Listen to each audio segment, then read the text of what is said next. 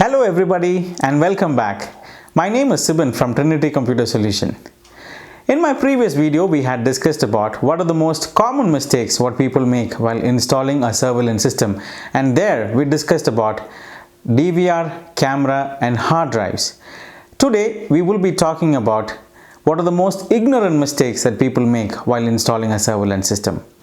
Firstly, let's talk about power supply.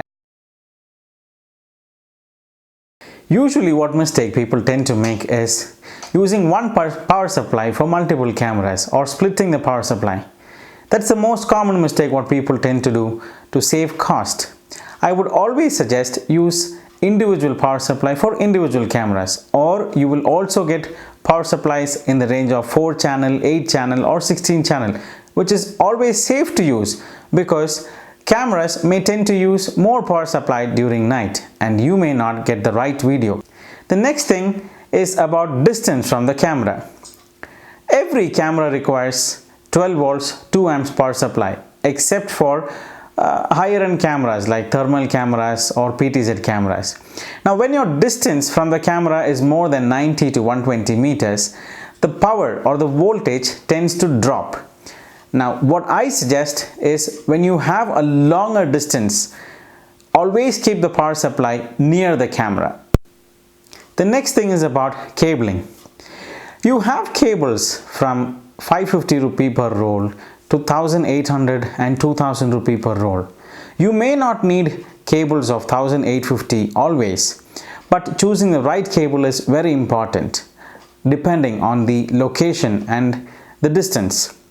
Now if you are using your cameras or installing cameras outdoors, it is always recommended to use RG6 or RG59 coaxial cables. And now I am talking about analog cameras.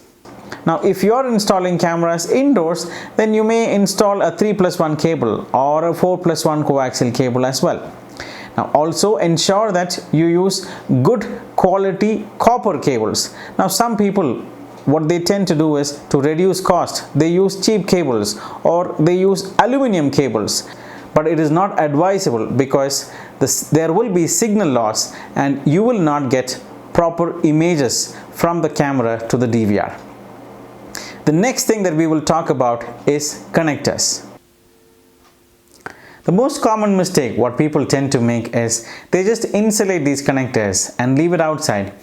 I would always suggest use a PVC box and secure these connectors inside them so that they are always protected against sun and rain. The fourth thing that I would like to talk about is installing a UPS or a battery system. We have seen a lot of customers investing a lot on cameras, getting the best DVR, getting bigger TVs, but they fail to actually install a UPS or a backup power. Now imagine you've invested so much in a surveillance system and if there is a power failure, now your entire investment is a waste because your cameras will not work when there is power failure. Also, installing a UPS system means that your cameras are safe against any power failures or power surges, spike in power supply and all these. Now make sure that you have a proper earthing done for your cameras as well. The last point that I would like to talk about is location of the camera and DVR. Now whenever you're installing camera, just ensure that there are very less blind spot. Now what is a blind spot? Blind spot is something where the camera view is not visible. Now under the camera is always a blind spot. That's why you can always see cameras which are placed at any corners in a room or at the farthest portion, so you get more coverage and visibility. Then ensure that your cameras are not near a light source or not facing light, because your cameras are, most of the basic cameras are always blind to high beams and high intensity of light. Now placing of the DVR is also very important. Make sure that your DVR is safe and locked so you don't give easy access to people. Make sure that your DVR is centrally placed as well, so you reduce the amount of cabling from the camera to the DVR.